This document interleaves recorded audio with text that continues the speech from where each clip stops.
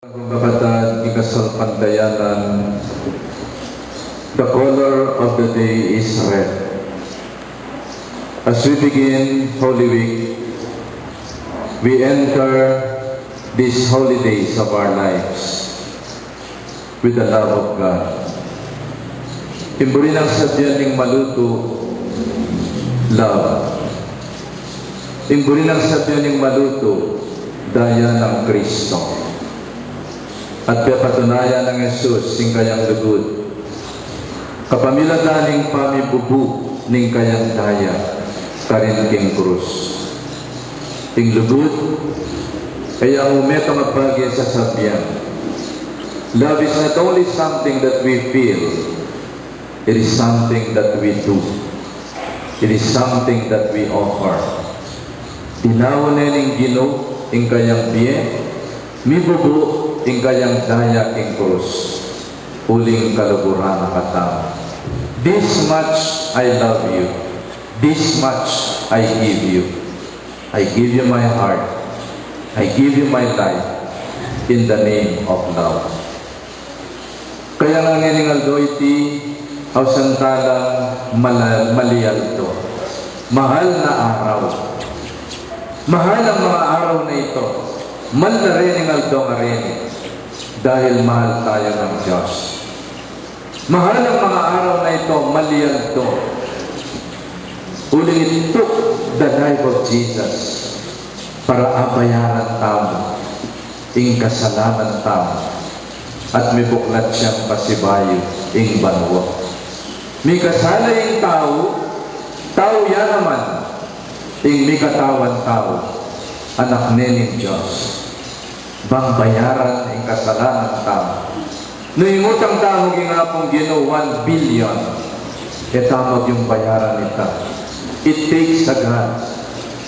Bang bayaran ang kasalanan tao. Nyami katawan yan tao Jesus. Bang patunayan na kaya katamo. Ing lugod na.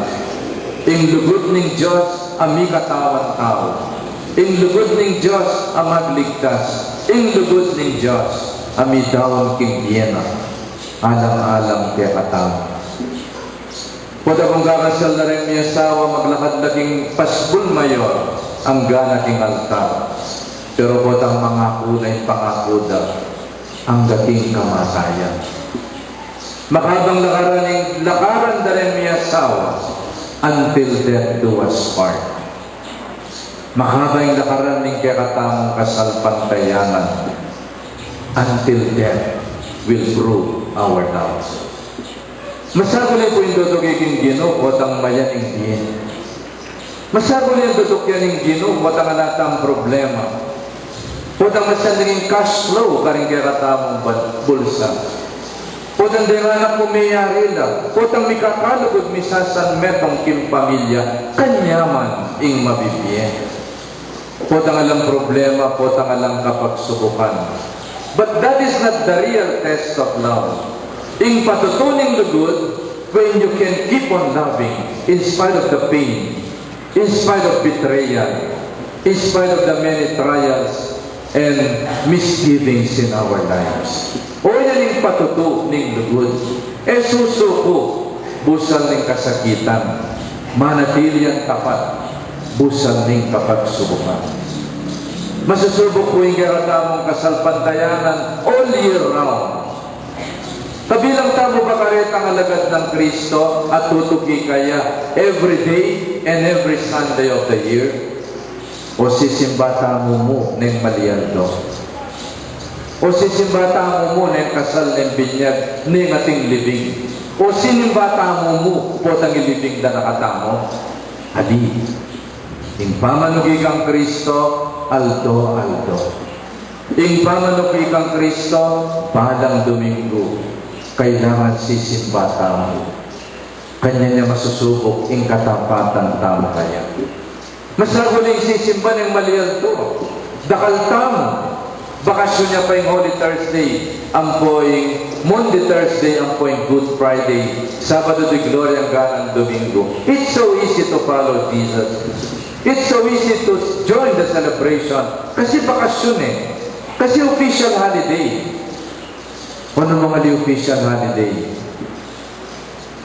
Sana yung lugod mayayakit siya in the ordinary events of life, in the monotony of life, karin may asubok in tunay lugod. Mother, brothers and sisters, miglakad tamo from San Nicolas Chapel, ang ganaking pisamban. Tatalantala rin kaya katamong palaspas. At naning kabaldugan na rin yung palaspas. Sabihan na rin ang aliwa, ikapit na kano ka rin kaya katamong awang.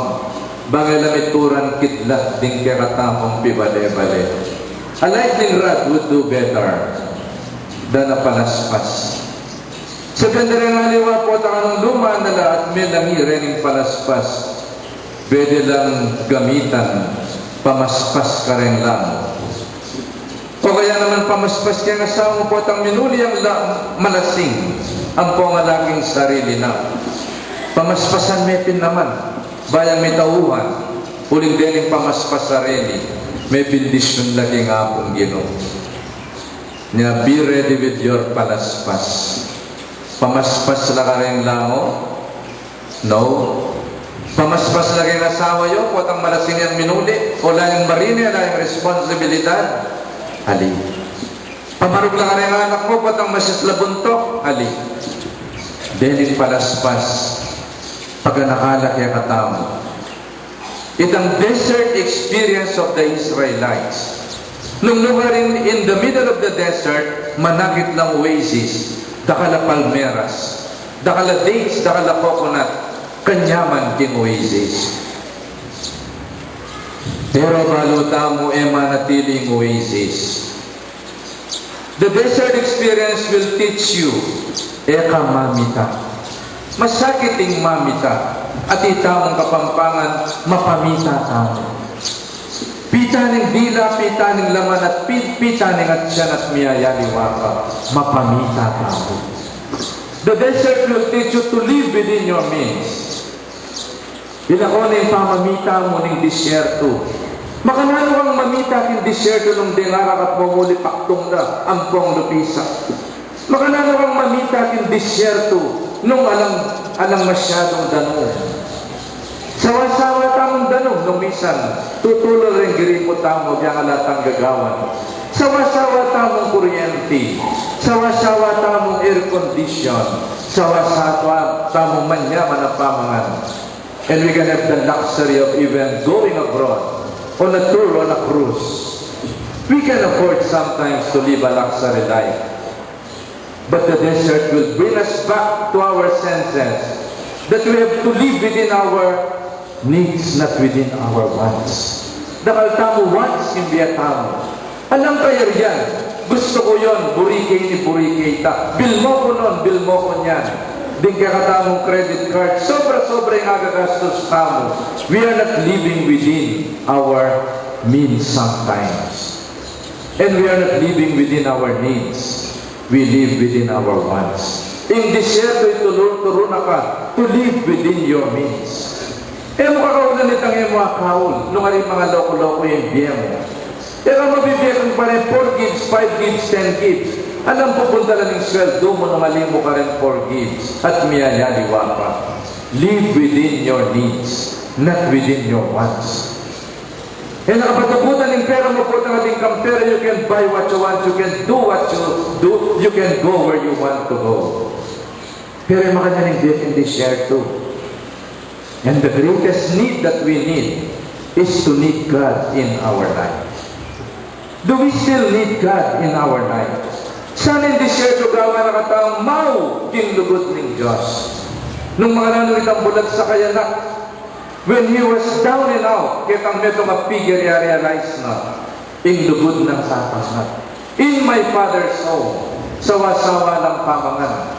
In my Father's home, masaya na nikakalugod la, sawa-sawa ng pamangan, sawa-sawa ng tula, sawa-sawa ng lugod kang tatang na.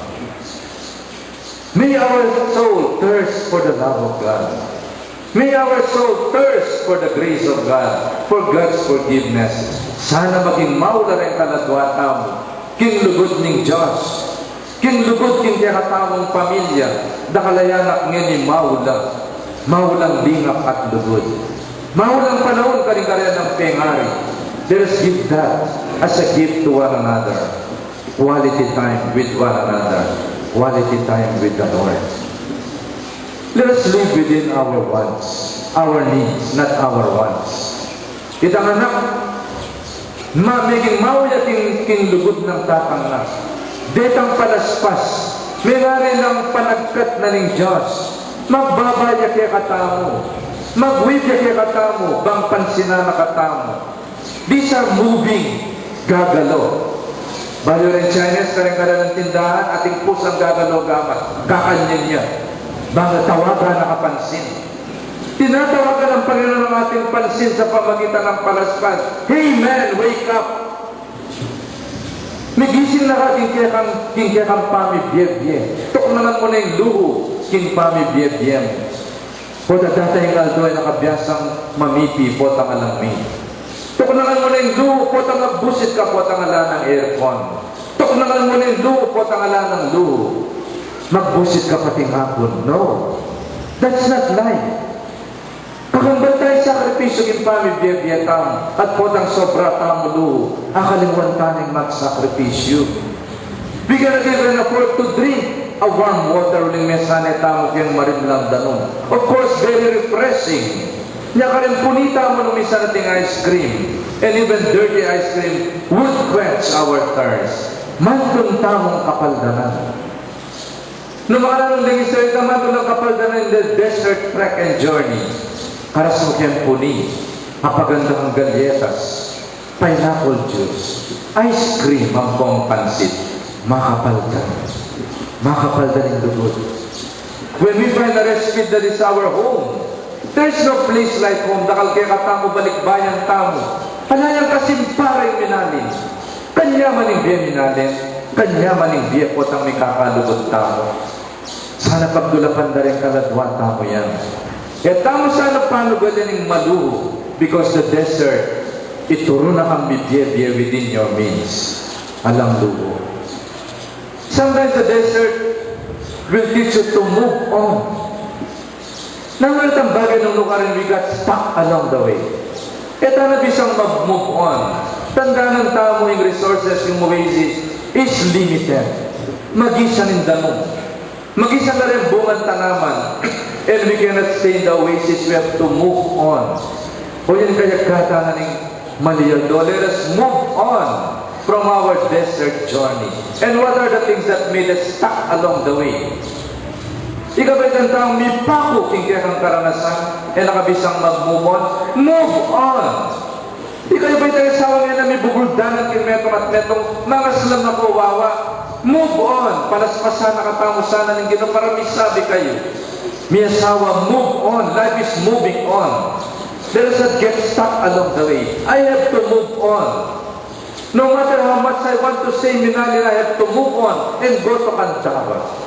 We have to move on.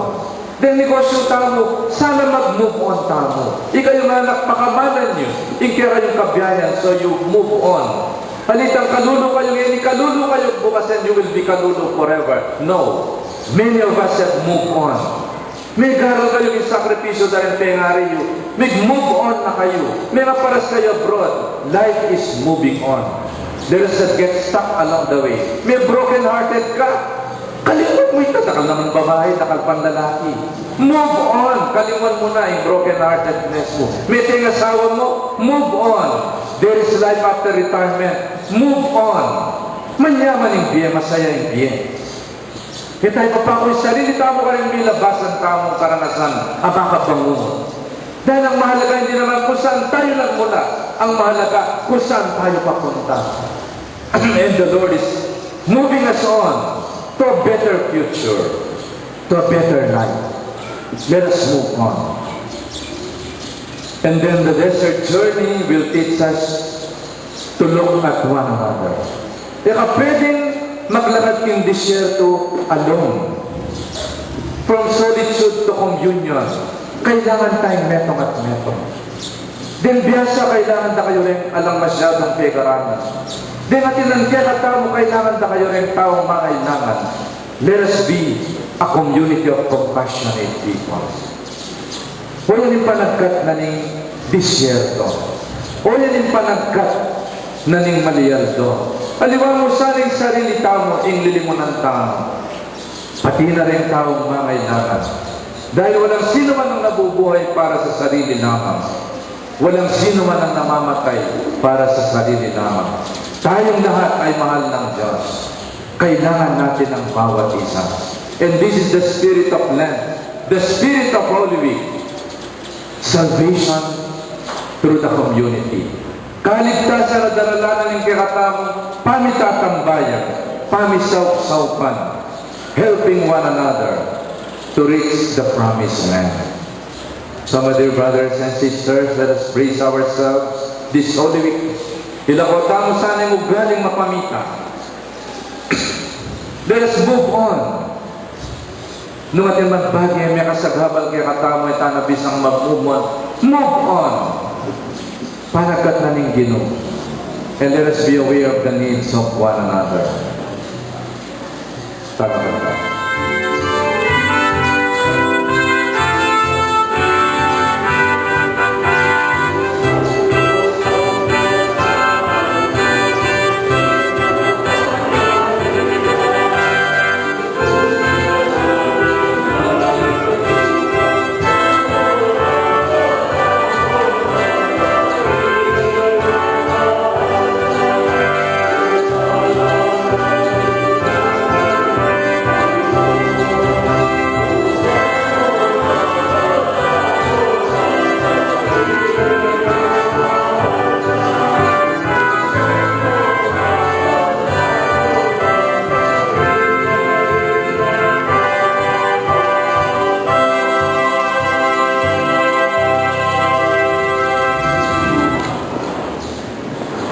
Tulagaping banalo, ginunikay panipataling sablang kabanalan, kulinita pagparalang pumi, pabanalan mo sana detingayin, kinupaya ng Espiritu, bang parakya kami, malyari ang katawan at daya ng Ginoong Heso Kristo. Bayani daw ang kusang loob, king pamilasat kamatayan, kinuaning tinampi at kakasalamat siya kepa. Piraso niya binyi, karingan disipulos niya. Tanggapan niya itiikwaman at kanan niya. Titiya, ingkanang katawan, amin daon para kekay.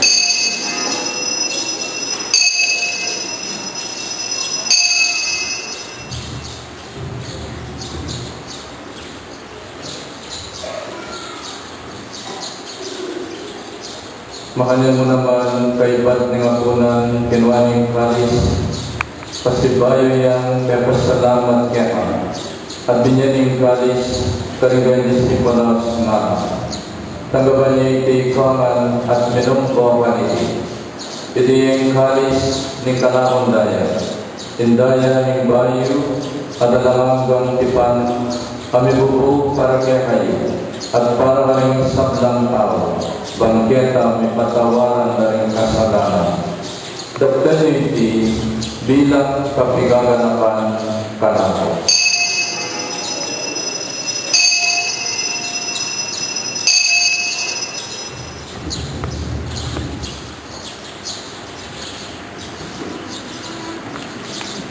Ipasya tayo ng